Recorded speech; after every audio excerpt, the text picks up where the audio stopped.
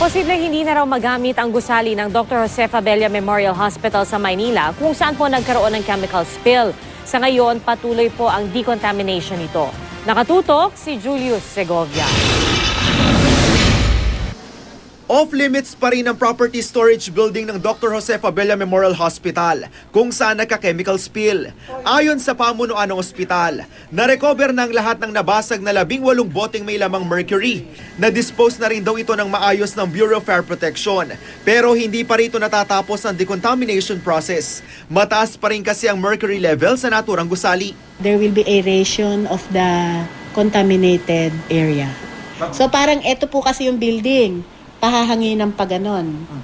Ito naman yung main hospital, papahangin naman kami paganyan. So para po yung hangin, paganyan na lang, pataas. Lahat ng mga stock at supplies doon, malamang na hindi na rin mapapakinabangan. At baka raw ang mismong storage building, hindi na rin maukupa.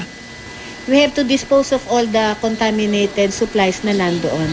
In fact, baka po yung building hindi na magamit. Kasi di ho ba, hindi namin malaman, tumagos po kasi di ba? Nasa second floor siya, tumagos siya doon sa ceiling. So, pati po baka yung flooring, babaklasin lahat. Wala pang kabuoang halaga ng pinsala ang ospital. Isang fact-finding team ang binuo para alamin ang pinag-ugatan ng chemical spill. Kasama raw sa mga iimbestigahan ng 30 tauhan ng ospital na na-expose sa mercury. So far po, wala pang nagmamanifest ng mga acute signs and symptoms. So hindi pa po sila pinapauwi? Hindi naman to iimbestigahan para maghanap ng sisi, hindi naman sisi.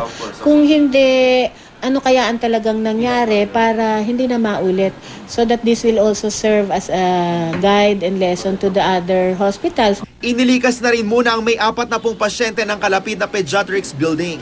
Sa ngayon, normal pa rin ang operasyon ng ospital at wala umanong dapat ikabahala ang mga pasyente. Julio Segovia, Nakatutok, 24 Oras.